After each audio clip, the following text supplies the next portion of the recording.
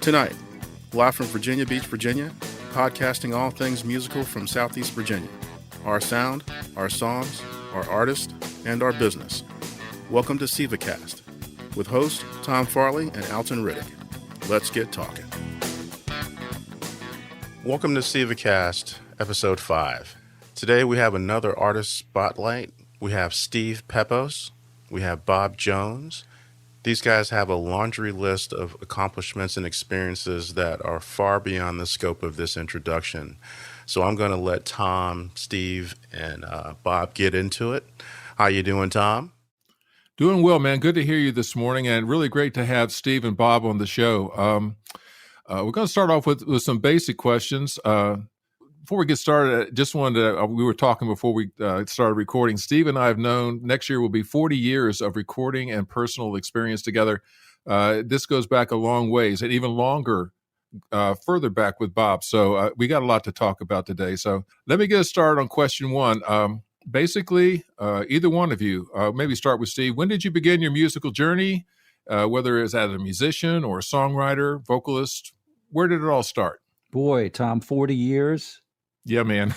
Well, I think we met when we were 5, I think is what it was. Yeah, probably. Steve, I won't tell them how long we've been together. Right. Well, actually, I started my career, I feel, at 5 years old, oddly enough. My mother, I originally wanted a drum set to get into the music business kind of thing because the Beatles were on TV and I just loved the Beatles on Ed Sullivan, and I know millions of other musicians started that way. But I wanted to play drums, and my mom bought a spinet piano instead, and that's what got me started. As soon as I played a low note on the piano, it was like, oh my goodness, it was just huge, especially at 5 years old. So I started getting into the piano, and Jerry Lee Lewis had a number one hit back then. So I'm old, but it's you are dating yourself, man. Yeah, Jerry Lee Lewis time, and it was Great Balls of Fire, and I loved that song, just loved it. So I started to try to, I was starting to get into some boogie woogie on the left hand stuff. So I went, oh my gosh, that's what he's doing, So I started to learn piano by ear, and I was able to finally play Great Balls of Fire when I was about 6. So that's how it started, and it just kept going from there. What about you, Bob? Yeah, I also had a very early beginning. I kind of credit my mom. She bought me a record player when I was 2 years old, and I would play both sides of whatever records I had and start singing along with them. And she entered me into a contest at, I think, age 3, singing in a church talent show, which I won. And I've been singing ever since then in one form or another with Steve since over 50 years. That's pretty amazing. I know just from, hanging out with you both together and apart, see that you're one of the few people in the area that actually has made a living out of doing the things that musicians only hear about other musicians do. As far as, the kind of recording that you would do, as far as everything from different sounds, I guess you could say sound effects and movie soundtracks and things of this nature. You've actually been a survivor in the business and have made a real name for yourself in a lot of ways that a lot of performing musicians in the area wouldn't have a clue about. So I'd really wish you'd pat yourself on the back a little bit and tell us about the Telly Awards and Grammy and stuff like that. Well, I haven't won a Grammy, but I was in the Grammys and like the final round on 3 of my albums. So everybody got to vote to get into the top 5. I was in like the new age genre piano, but there's a whole bunch of different new age kind of music today, and it's really contemporary instrumental kind of stuff. Mm-hmm. But so I haven't won a Grammy, but I was in the running at the very end to get into the top 5. But one of my experiences was it's not easy. Everybody knows it's not easy to make a living in the music business. So I started recording my own stuff at an early age. That's the reason why I got into recording. But I've owned like 3 different recording studios. And Tom, we've worked at Live Oak down in Norfolk. And sure. Tom recorded there, and it was a great project. But I've also recorded a whole bunch of other people at that studio. But at different studios. I did do jingles for a long time. That's where I was making really good money, where you can make, We actually included one on the album. yeah. So that was a good moneymaker for a long time, and I just got crazy and didn't want to do it anymore. But I did work with Glenn Campbell on a jingle back in 1985, and he sang one of my jingles called "Discover the Book," and you can see it actually if you just look up "Discover the Book" on YouTube, and you'll see Glenn Campbell singing, and that was a great experience. Was that Wrecking Crew kind of stuff? Wrecking Crew? That's the group, the studio people that he was with doing, songs and jingles. He was in the studio a lot before he started doing his own stuff. No, that was after all of that. He was big time. He already had his Glenn Campbell Hour, and that show. He'd already done that, and it was back in 1985. But it was great working with him. So that was a great opportunity. But I've been a musician since I was 5. So I wanted to really record my own music, but I got to a point where it started, how can I make money? Because, I had other opportunities that I didn't do. There was an audition once for Todd Rundgren in Norfolk that my drummer was bugging me drummer in the band, go do this. And this is a long time ago. And I don't want, no, I'm not going to do it. So things like that I wish I had done, but you never know where your life is going to lead. And, it's funny how you make one decision and you don't get to go down that path or something. But so I started a company where I was doing a lot of sound effects. I was just out of my recording studio. I just did a couple things, but I recorded the States. I recorded snuff. I recorded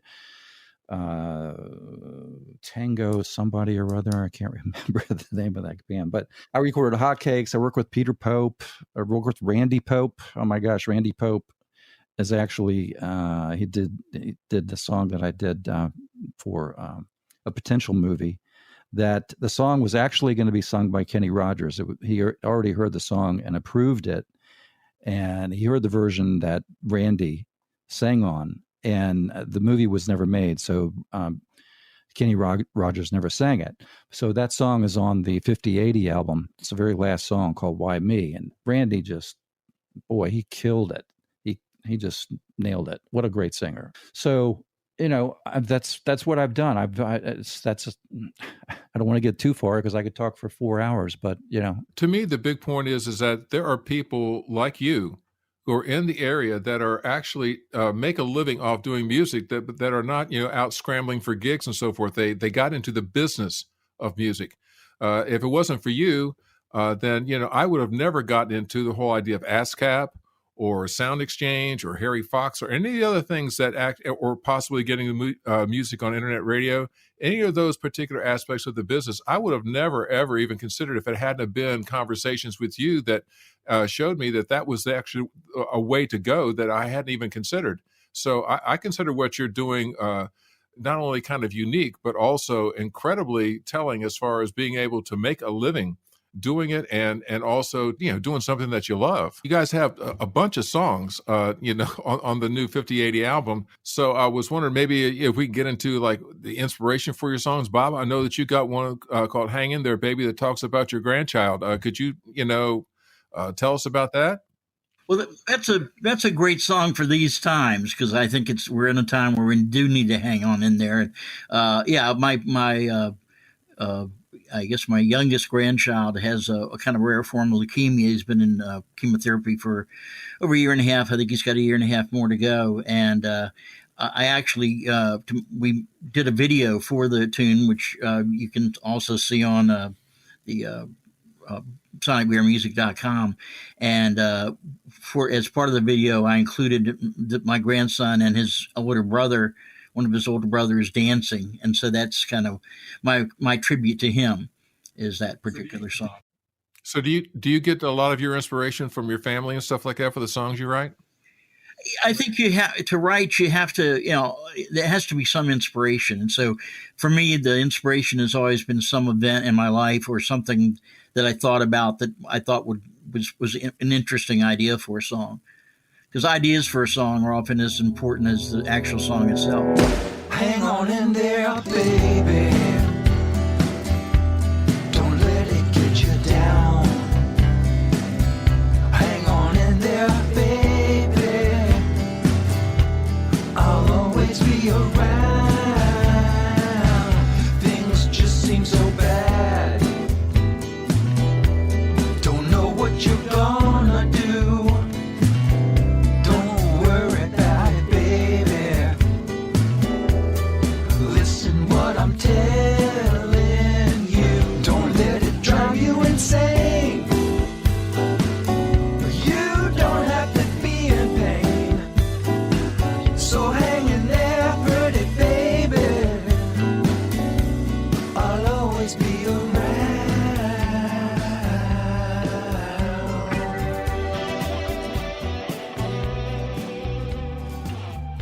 Well, absolutely, Steve. I listen to your stuff, and I also, the song titles and your albums put a pretty nice, positive, and sometimes really meaningful emphasis on nature. In terms of, is that like the defining force for you and your music, or what? That's interesting. Yeah, I'd love nature. I'd love to look at God's creation. Just look out and see what everything is. But it's that we don't all understand still. But yeah, that's a big aspect. I'm doing a lot of new age music, and I was going to say before, Tom, the sound exchange is really crucial, and that's a good outlet for musicians to look into, because there's internet radio and cable radio, the satellite radios, Sirius XM. Sirius XM, I'm on Sirius XM on one of the new age stations, and that has been some income. It can be a really good source of income for people who get more music on there and get a lot of airplay. But I had one song that was in very high rotation on Sirius XM that did very well. I've got about 6 songs on Sirius, so I'm trying to build up that repertoire. So anybody looking to get into that kind of thing, I'd be happy to talk to them. They'll be able to find me, on the internet, but we can do a contact later on. But yeah, that's really good. Yeah, I've got, I think, 8 albums. I just did a piano album, all solo piano. That's out right now. It's called And Then Came Love. And I'm hoping to get some tracks on that actually on Sirius. And I should know in about another month what's going to go on with that. But so piano has always been, I also play guitar. I picked up guitar a long time ago, and Bob and I go way back, and I played guitar really in the first band. And Bob, you want to put the story in about how I wasn't playing any keyboards at the time? I was just playing lead guitar, and I like taking credits, and I should probably add too that I have not always been a full-time musician. I have at certain times in my life, but I was a school teacher, and in the summer we weren't paid, and so I was a full-time musician during the summers, and supplemented my incomes by teaching for Virginia City Schools and worked at ODU as a professor for 15 years. So I've had other experience. But yeah, with Steve playing guitar in early versions of the New Directions, which was our 60s band, a couple of their songs are on the CD. Steve always played guitar. He was the lead guitar player for the band. And we had a keyboard player at that time. And, band members leave for different reasons. We're at the age now where people die is why they leave bands, but there were other reasons where people went off to college and left the band or whatever. And our keyboard player at the time got drafted. This is during the time of the draft. And so we needed a keyboard player because we had songs that featured keyboard, and I knew Steve played keyboard. And so I said, Steve, why don't you bring a keyboard out and just play on the songs that feature that? And that really got him into playing professionally keyboard. So I like to take credit for that. I don't know if I deserve it, but, that got him into playing publicly on keyboards. Oh, you do deserve it, Bob. And then it went from a small little Farfisa type thing to a B3, Hammond B3. that was heavy. We moved it everywhere. Right. Carried it down to fraternity houses at ODU. That was a lot of fun. I remember that very much. Any hernias involved? Probably, yeah. No, I got one to all in PA. I'll never do that again. Yeah. How about the support element? I mean, you guys, just like me, you can't really do this without having some serious support from family and friends. How did that manifest itself? Who was your biggest cheerleader? I think we one of the things we were fortunate with is that everything that the two of us ever recorded together did get airplay, which is really, really hard to do. It's one of the things I'm most proud of. And that was mainly responsible because of DJs. We did one of our songs, John Heimerl at a big station that was K94, and he played one of our songs that he told me, he said, this is the only local record we've ever played on K94, which is something else I'm sort of proud of. And so we were kind of our own cheerleaders in a lot of places, but of course we had our families and supporting us, and agents and so forth that also took an interest in us. Well, what considering recording and stuff like that, just exactly, do you have to make that decision to hang it out over the ledge? What made you decide to record your first album, and who did you pick to do that? Was it just the band that you were with, or did you pull together people that were part of your musical network or experience? I mean, just exactly how did that all come to pass? Well, this was actually, I guess it was my idea to do the album, and what I wanted to do, it was kind of a bucket list thing. Steve and I had recorded many, many things, many 45s through the years, going back to the 60s, and are still recording and writing songs. We did 3 brand new recordings for the CD that we just wrote, and I wanted, before.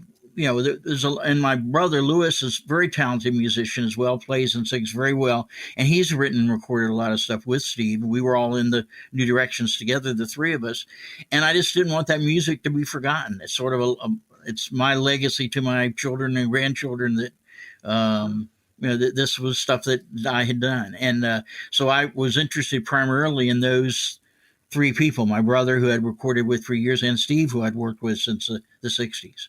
Well, I also know that in the process of doing all this stuff over the years, as you evolve as a musician and vocalist and so forth, songwriter,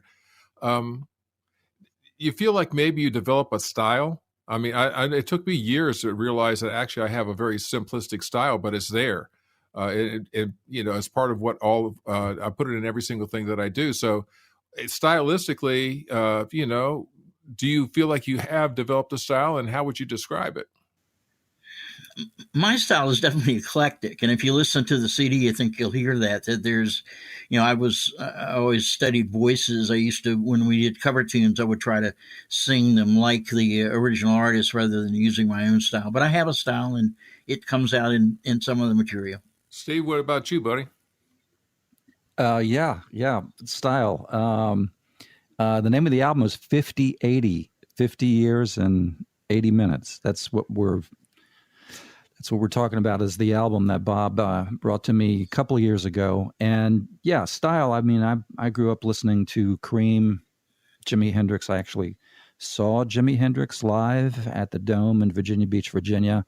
I saw that too. It was great. Did you? Yeah. I was just, I don't even think I was a teenager then, but I was into guitar, but boy, that was a Jimi Hendrix experience. I mean, it was stunning. It was for the time. It was stunning. But yeah, and playing piano, I've listened to a lot of piano players. I really love like Chick Corea, Ahmad Jamal, Bill Evans, Ramsey Lewis was just and Herbie Hancock. I mean, I just devoured everything that they've done. Of course, I can't play like them, but that's I still have a lot to learn on both guitar and piano. So I try to write something every day, and I know that's everybody can't do that, but that's what it takes. I mean, there was a good band that I recorded, Jimmy Barber, incredible drummer and vibes player here in the area. And Jimmy would always say, man, you got to go. You got to shed. You got to go shed. And I kept going, shed. What's shed? And it's shedding. Or just shed. I guess it's a jazz phrase for you got to just be alone and practice and just keep practicing. It was called shedding, I think, or something like that. But so Jimmy, that was a big inspiration from Jimmy Barber. So, man, I mean, you just got to, everybody knows who's a musician. It's a continuous learning curve. So, yeah. Yeah, it is. I like to, in the early days, I like to call it sponging. Like it just soak up everything that you possibly can from every artist that you come in contact with. And live performances had an awful lot to do with that as well, as not just sitting back and listening to records and stuff. So tell us, as far as favorite songs, musical performances, engineering moments, there's usually those aha things or things that really stick out. I know that you all have one song that you mentioned to me, Humanity. There's a history there in terms of, West Coast play and stuff like that. And also we've been lucky in a lot of our songs have had legs, and including the first thing we did, Springtime Lady, which maybe inspired us because we had a national write-up on that where it was called A Great Song by Chris Hoddenfield, who did reviews for Rolling Stone and Go Magazine, and we got excited about that first review, and that made us keep going. And even though the song was just a fairly minor local hit, it's been included on a couple of compilations. One of the owners of Rhino Records called me, somehow got my number, and asked me to send him a copy of the record that he liked. It was one of his favorites, and that record has continued. It sells on eBay for money. Humanity is sort of the same way. We wrote that. That's a song I mentioned earlier that John Hammer had played on K94. We got some airplay, but it wasn't a huge hit, but it's continued to draw interest. And in fact, we had a DJ out in Los Angeles who he makes a list of his top discoveries of the year, not the top hits of the year, and also what he'd heard for the first time. And he had Humanity as the number one song for 2015. Which is pretty amazing considering the song was written in the 70s. And when Bob brought that to me, I went, "What? Really?" And I did just sell the rights to the song to a national company that's going to want it to use. They do mostly compilations, and they do some work with Netflix, and they're hoping to use the song and something there. So I'm really excited about that. So sure, it's an old song, but it's still getting attention, which is great. So what about Baby Boomers anthem? I mean, I know that's got to be recent because we are just now entering the baby boomer scenario. Yeah, we're getting so baby boomers are a joke to a lot of young people, but there was a lot to be said for the things we were doing and the things we believed in, and that's sort of the message of the song, that we're not done yet, so don't count us out. Oh, that's another purpose of the album. Great part. I'm sorry, Tom. The great part, Bob. What's the line about? Millennials and what's that? Yes, and remember millennials and generations X and Y. In 20 years or so, it's you, and that's just reminding them that they're going to be where we are in not too distant future. That's exactly right. Okay, Boomer. Baby boomers, the time has come. Many of us are starting to leave. Isn't it time to just throw in the towel and settle back and grieve? No! We've lived our lives to the extreme. Loved every flame of our youth. And though we're older than before, there's one undeniable truth. Hell no, we'll not fade away. Until I die, we will not go gently into the night.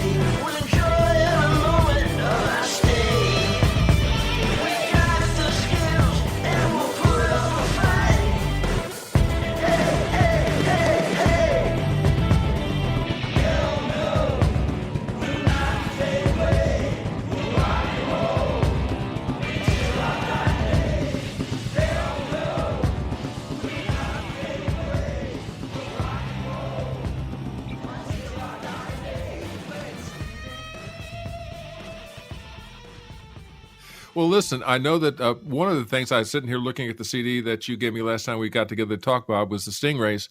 That has been, I guess you could say a performance. I guess you could say history there in terms of not just the players from Southeast Virginia, but also the performances and stuff like that. It's very notable. You got at least about 30, 40 years worth of time with the Stingrays. Right. The Stingrays existed from 1974 to 2014, and there were many notable Tidewater. Barry Scott from the States, and who played with us, Jimmy Purcell, a lot of Billy Ricketts, who had a lot of fine bands in the area that played in the Stingrays over that incarnation. And we had the chance to do, I guess, my favorite gig, which was we played the last show at the Dome, opening for Three Dog Night.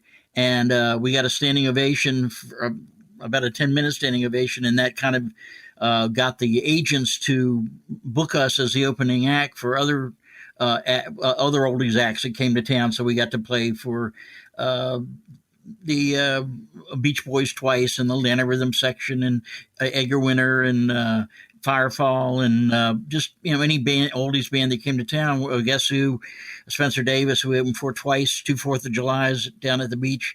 That was just a great experience to meet and talk to these guys that I used to get to see as a kid. Absolutely. Do you guys do any performing now? When the Stingrays are no longer performing now. But do you personally have any like solo or duo, or do you actually just get out and play for people, or are you pretty much into doing the recording thing at home and in the studio? Right now I'm concentrating on the recording. That's why I put the energy after the band broke up into the concept for this album. And Steve and I we're writing other songs right now that we hope to go beyond this with the recording. Well, Steve, you had mentioned about expanding your business of music thing to more than just recording and performing. You said also Sound Exchange would be something worth for people to get into. We even did a SEVACAST on Sound Exchange and Harry Fox and all the rest of the other possible agencies for people to hook up with. Do you have any other sage advice as a person in the business of music, much more than the local performers are, that you could pass on to them?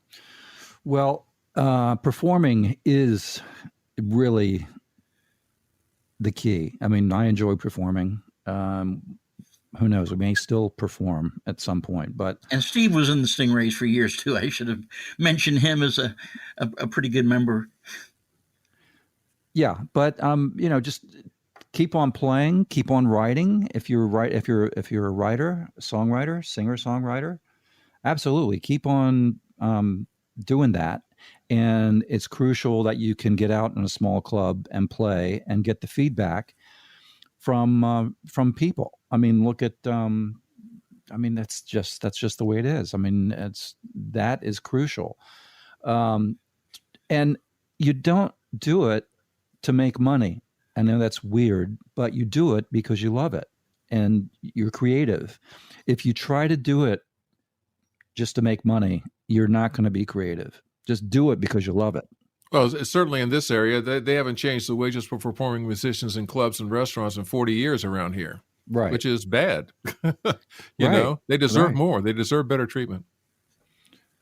Yeah, I mean, there's a lot of opportunities, but it's just keep plugging away. I'm trying to get a couple of new age artists that I'm trying to expand my current music label on to possibly promote to places like Sirius XM. So that's what I'm trying to open up right now. Since I've already got a lot of tracks on Sirius, I'm hoping to expand that roster to maybe 3 or 4, maybe 5 different new age kind of artists that I would choose and promote.